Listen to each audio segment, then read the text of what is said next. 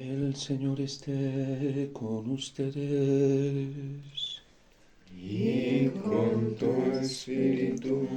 Lectura del Santo Evangelio según San Lucas. Gloria a ti, Señor.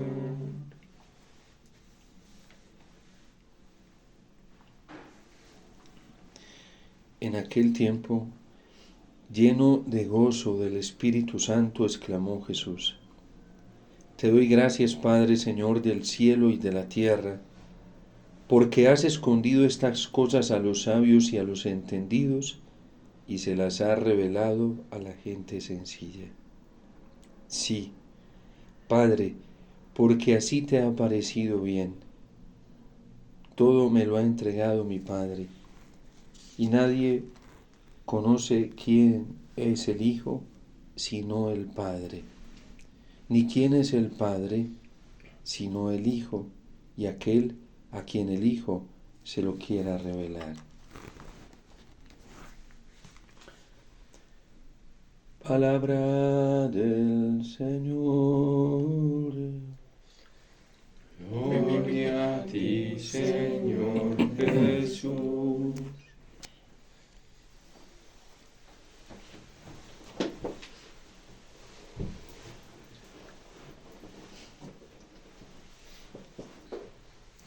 Para comprender esta expresión de Jesús cuando dice que nadie conoce quién es el Hijo sino el Padre, y que nadie conoce quién es el Padre sino el Hijo, o sea Jesús, y a quien Él se lo quiera revelar, la Constitución dogmática de Verbum del Concilio Vaticano II nos enseña que en el Antiguo Testamento está escondido el Nuevo,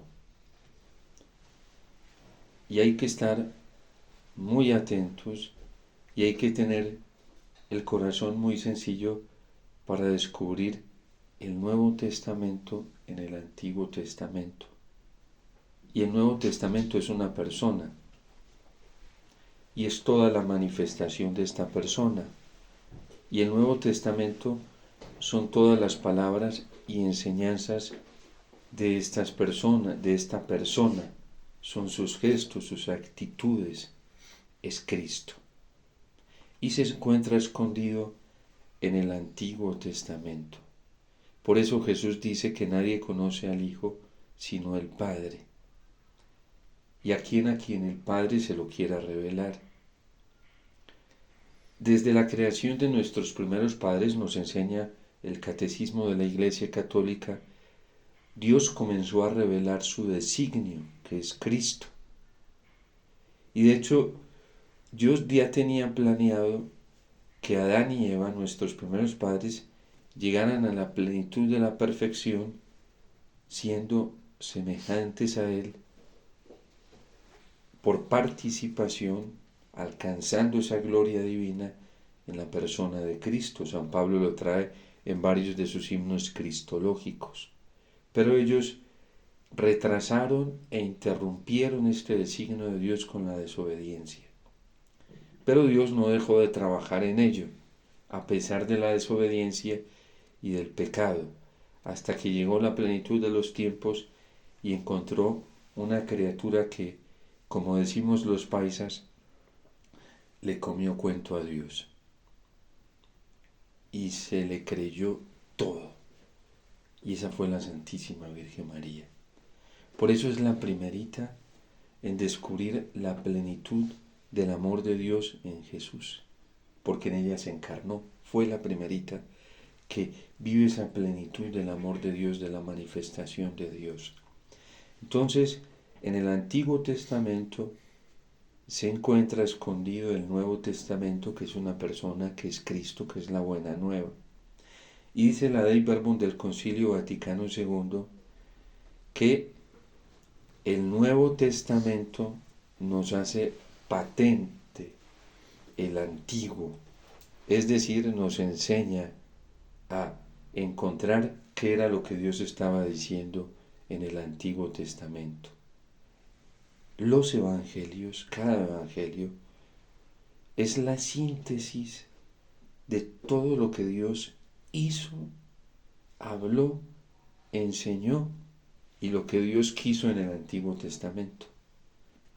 Por eso el que quiera aprender a leer la Biblia, lo primero que tiene que hacer es escoger uno de los 4 evangelios y pegarse de ese evangelio. Y en ese evangelio va a encontrar de manera sintética y resumida todo lo que Dios hizo, lo que Dios habló, lo que Dios enseñó en el Antiguo Testamento.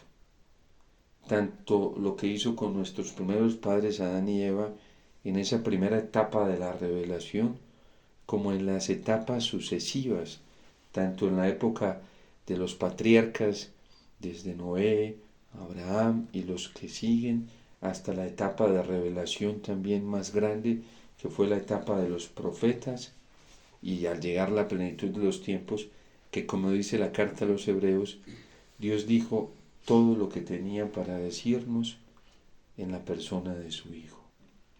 Por eso el Nuevo Testamento nos hace patente el Antiguo. ¿Por qué erraban nuestros hermanos judíos?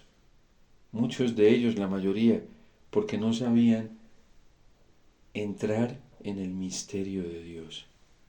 Era tan sencillo el misterio de Dios y lo que Dios quería manifestar y decir en el Antiguo Testamento que ellos se complicaban.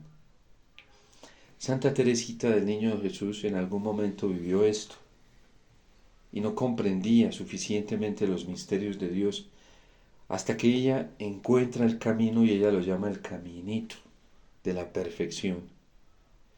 Y para ella fue muy simple porque ella se hizo como una niña sencilla, encontró que a través de la sencillez y de la humildad podía experimentar la plenitud del amor de Dios.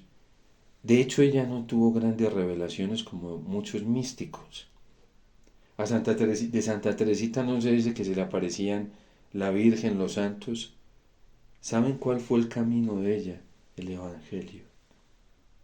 Ella se metía en el Evangelio y ella se hacía un personaje del Evangelio. Entonces cuando el Señor vio a Zaqueo, ella le quitó el nombre de Zaqueo y dice, ese Zaqueo soy yo. Y entonces, y ella decía, yo como Zaqueo quiero ver a Jesús y también me voy a subir en un árbol.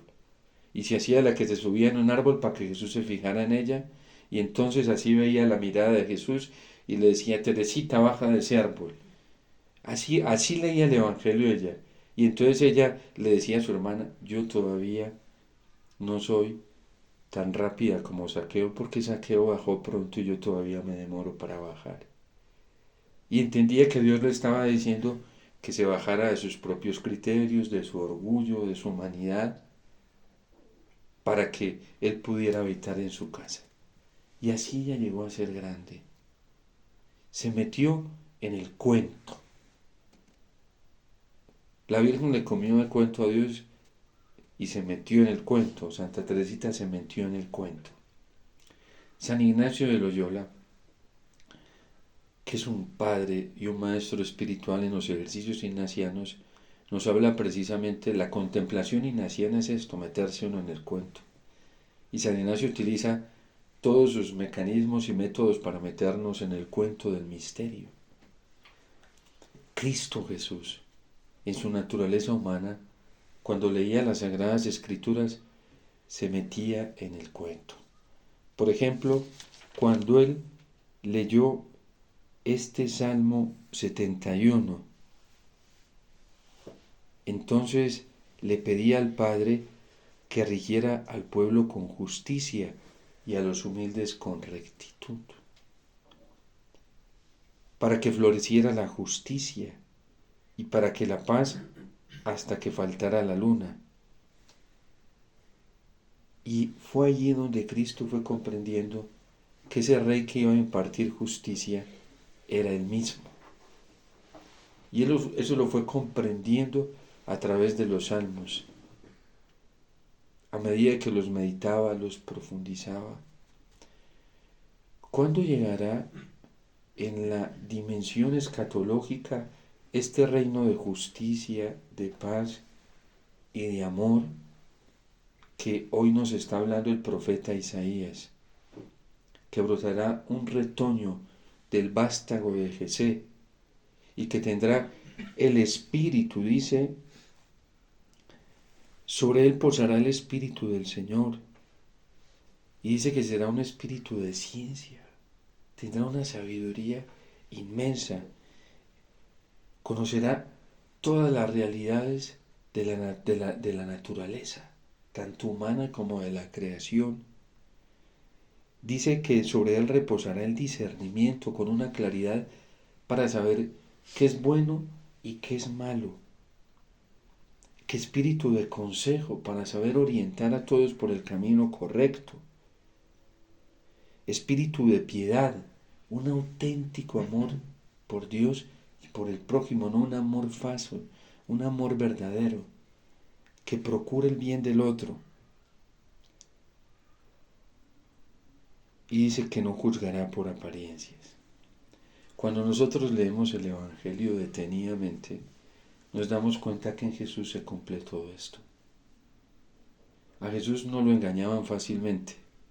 Algunos con apariencia y maquillaje de bien venían a hacerle preguntas capciosas y él se daba cuenta, y de una los desenmascaraba. Por ejemplo, a los fariseos más de una vez les dijo hipócritas. A los escribas. Él se daba cuenta cuando un corazón venía con sinceridad. Por ejemplo, cuando la mujer cananea vino a buscarlo, a ella no le dijo que era hipócrita.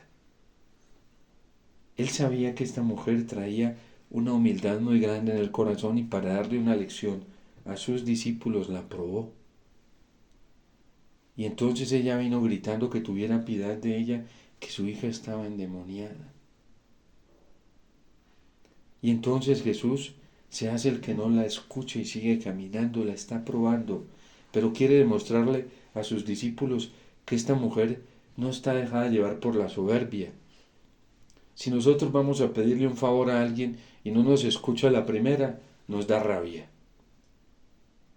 Y decimos, ay, este que se las cree o esta que se las cree. Esta mujer no. Ella le gritaba y Jesús seguía para donde iba. Hasta los apóstoles, que son todavía presuntuosos, sienten pesar y lástima de ella. Y le dice, pero escucha la que viene gritando detrás de nosotros.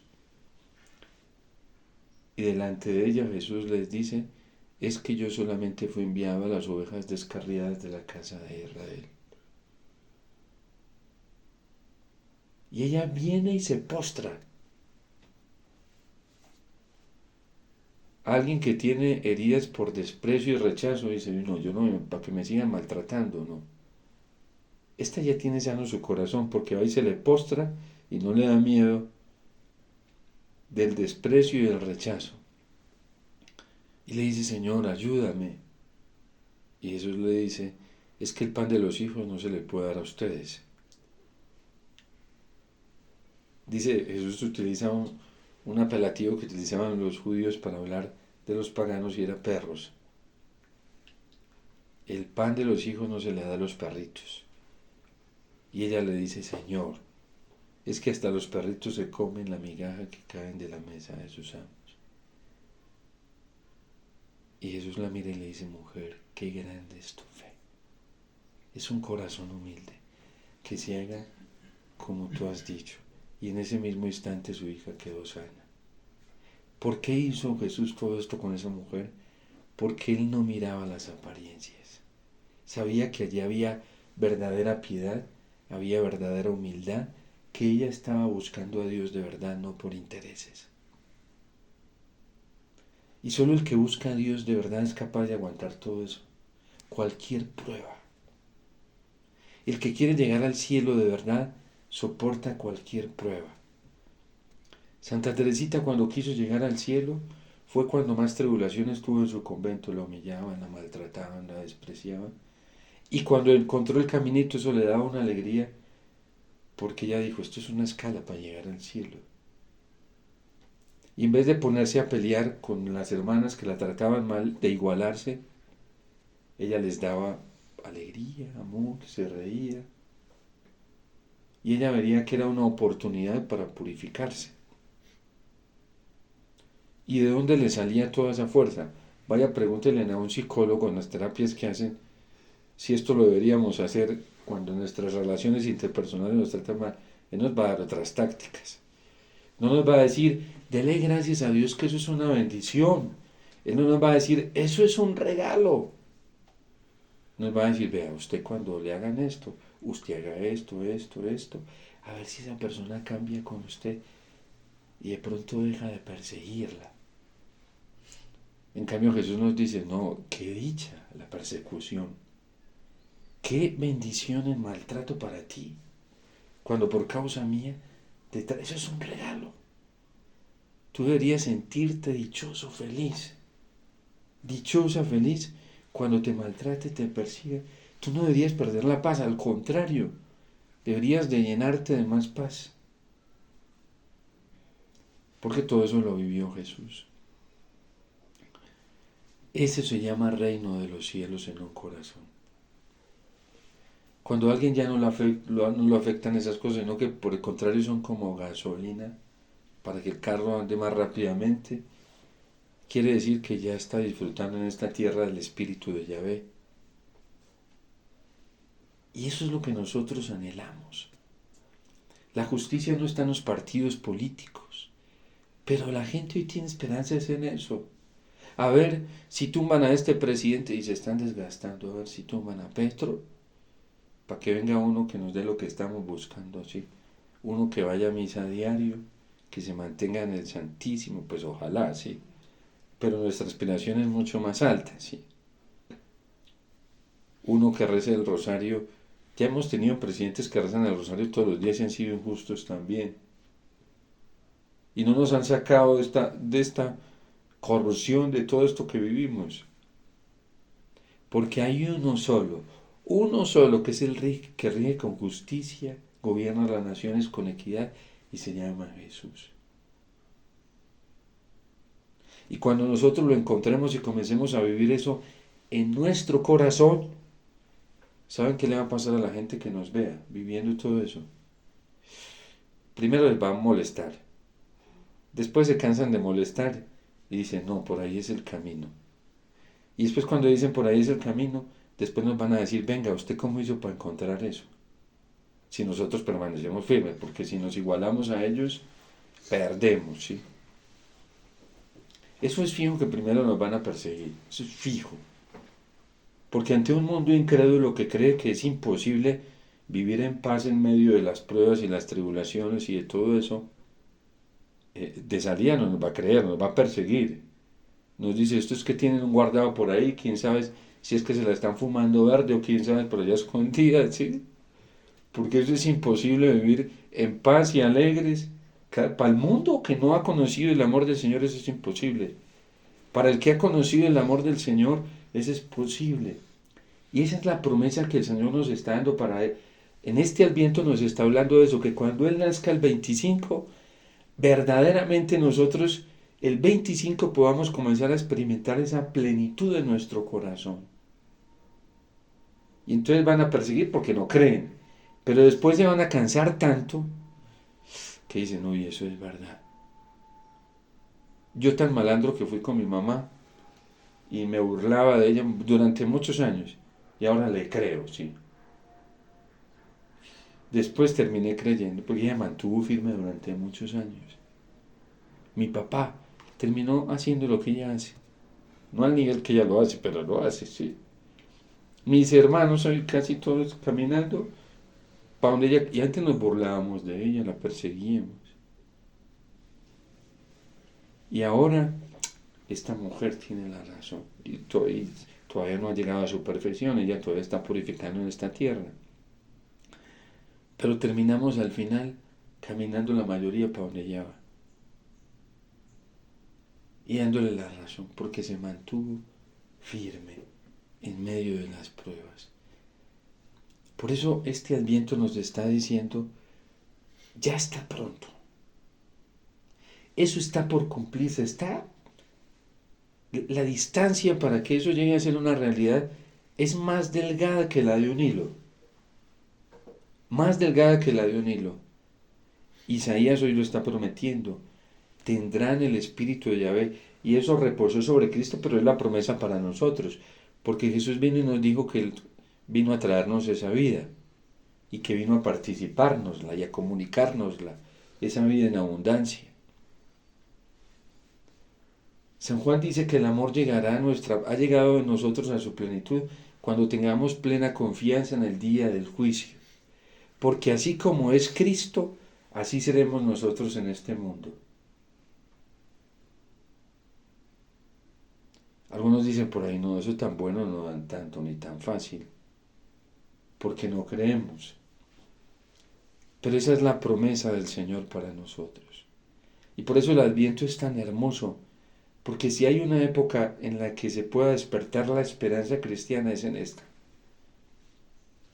Ustedes están cansados de las injusticias, del maltrato, de la desigualdad. ¿Están cansados? Perfecto. Porque ya casi llega el que trae la justicia y la paz. Imagínense lo que dice Isaías. Dice acá que habitará el lobo con el cordero. Y el lobo terminará comportándose como el cordero. Todavía más tremendo, sí. Porque para que el lobo y el cordero puedan habitar juntos, el lobo tiene que volverse manso como el cordero, porque si no el cordero sale corriendo de huida. Estos días nos dijo en el oficio de lectura San Juan Crisóstomo que el Señor nos llamaba a ser ovejas, corderos, en medio de lobos, no a ser lobos como los lobos. Mirad que os envío como cordero en medio de lobos. Y decía San Juan Crisóstomo, la mejor forma de combatir contra el lobo es ser cordero, para poder ser defendidos por nuestro pastor. San Francisco de Asís, hay un milagro muy bonito con él.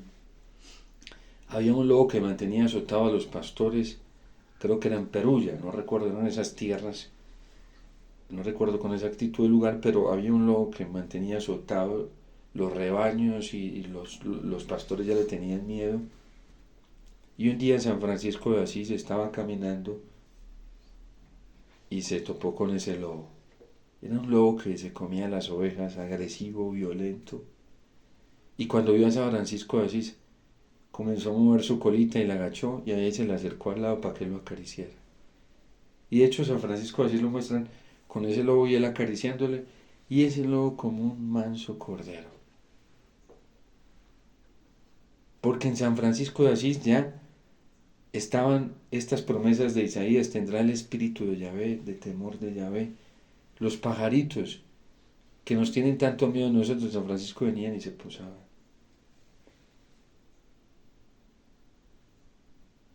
¿Por qué? Porque ya tenía esa mansedumbre. La naturaleza misma, con dolores de parto, gime esperando a que esto suceda. Y para que esto sea una realidad, nosotros tenemos que morir a nosotros mismos y dejar que se levante la vida sobrenatural que nos dieron en el bautismo. Y ahí sí comienza el reino de los cielos. Comienza, pero ese reino de los cielos, que es un comienzo aquí en la tierra, Dios lo quiere llevar a la plenitud.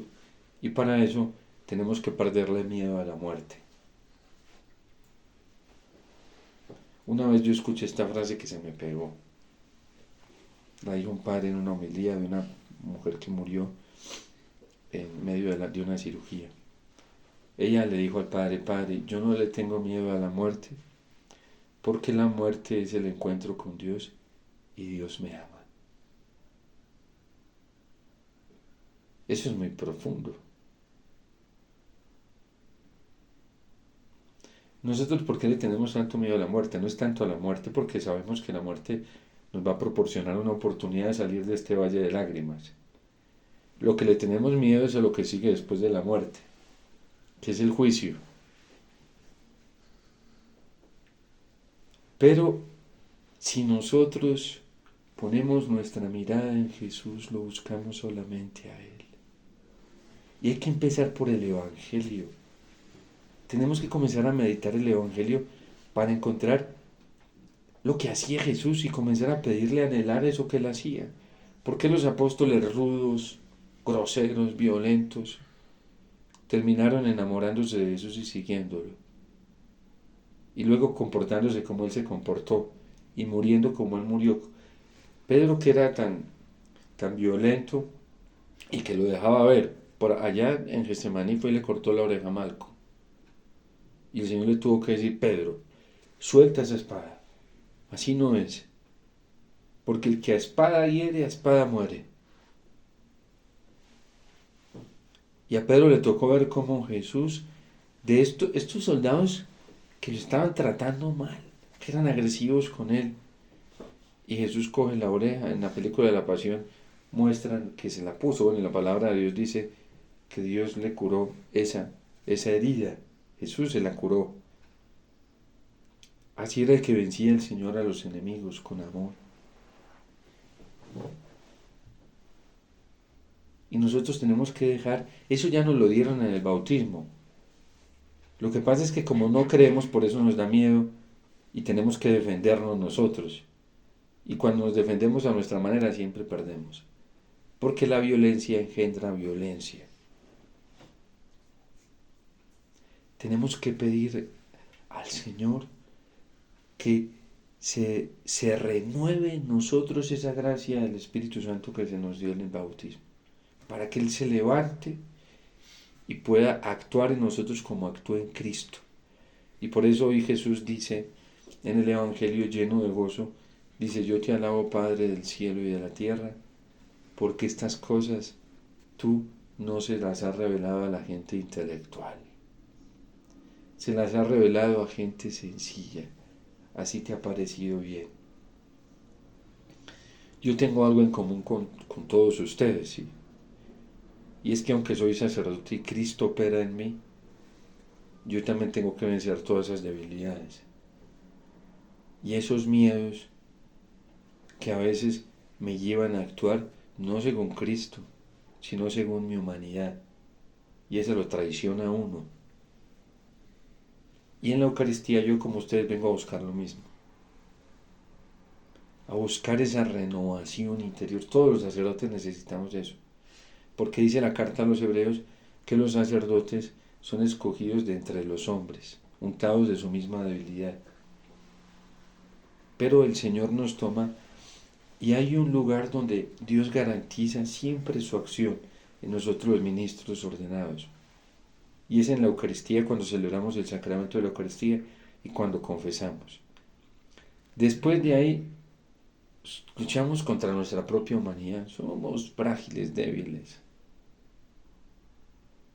Y así como ustedes venimos a nutrirnos de aquí del sacramento de la Eucaristía, para que esa fuerza del Espíritu sea más fuerte en nosotros que nuestros propios miedos, heridas, formas de ver las cosas. Para que el Señor nos sane.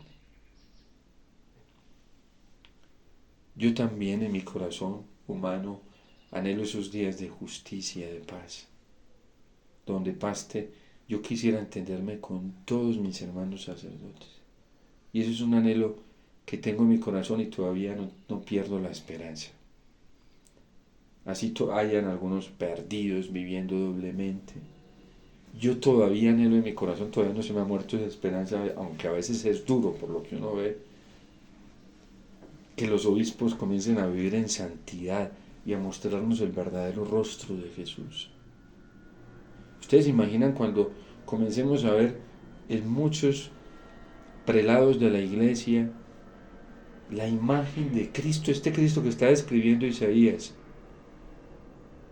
Todos queremos vivir eso mismo. Por eso pedimos todos los días por el Papa, para que el Señor lo confirme en esta fe.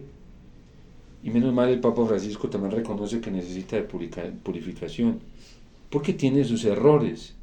Y eso no puede ser un escándalo, y los hemos visto. Pero todos los días, como hermanos de una misma familia, pedimos también por Él, Él pide por nosotros, para que todos lleguemos a esta configuración con Cristo.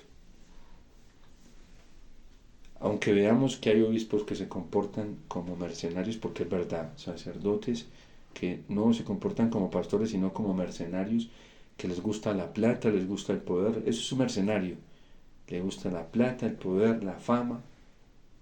Y aunque veamos en la vida consagrada esto, y aunque veamos en muchos laicos bautizados dentro de la iglesia esto, no podemos perder la esperanza, porque el príncipe de la justicia, de la verdad, de la equidad es Cristo.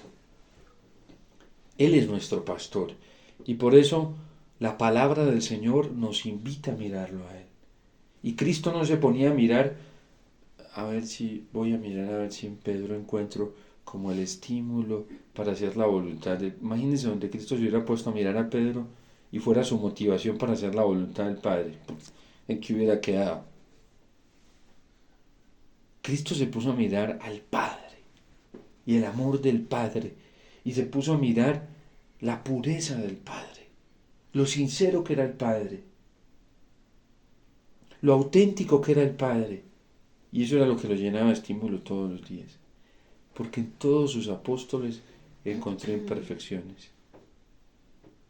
Por eso Pablo no se puso a mirar y no absolutizó a Pedro, aunque era su superior, y lo respetó como su superior y le obedeció como su superior. Para Pablo, Pedro no era el modelo a seguir. El modelo de Pablo era Cristo. Y para Pedro, el modelo a seguir no era Pablo, aunque lo quería y lo respetaba y sabía que Dios le había dado un carisma muy grande en la predicación. Pedro sabía que el modelo de él era Cristo. Y todos esperaban y predicaban a ese mismo modelo. Y por eso nosotros tenemos que anhelar ver a Jesús, encontrarnos con Él, como Santa Teresita que decía por ejemplo de la mujer adúltera. Y ella se sentía adúltera cuando veía tanto pecado en ella y le gustaba leer ese evangelio, y ella se ponía como la mujer adúltera que la habían sorprendido en imperfecciones, para que Jesús la mirara y le dijera: mujer, yo tampoco te condeno, te perdono todos tus pecados, vete y no peques más. Ella llegó un momento, al principio entraba en unos escrúpulos terribles cuando veía sus imperfecciones. Después ya no se asustaba porque decía: para mis imperfecciones hay medicina, y la medicina es Jesús. Y en 24 añitos alcanzó una santidad impresionante. Hoy es doctora de la iglesia, es maestra de vida espiritual. Y pregunten, vayan, miren en la bibliografía de Santa Teresita cuántos doctorados en teología dogmática hizo, o en teología pastoral, o en teología espiritual. Nada de eso. Encontró el camino perfecto, el caminito, y fue Jesús. Y le encantaba verlo como niño en el pesebre, ver el rostro de Dios. Ella era feliz contemplándolo en ese pesebre. Le encantaba. Pues anhelemos contemplar al Señor así, porque el que entre la miel anda, algo se le ha de pegar. Y cuando uno comienza a mirar mucho algo, dicen los psicólogos, uno termina pareciéndose a eso que mira. Y si nosotros comenzamos a mirar mucho al Señor, terminaremos pareciéndonos al Señor, de mirarlo tanto. Y es el único que pudo triunfar sin cometer injusticias. No pecó, vivió en la verdad, lo mataron y por allá fueron y lo buscaron en el sepulcro, no lo encontraron porque estaba vivo, resucitó, venció la muerte y hoy vive en medio de nosotros y se hace presente en la Eucaristía.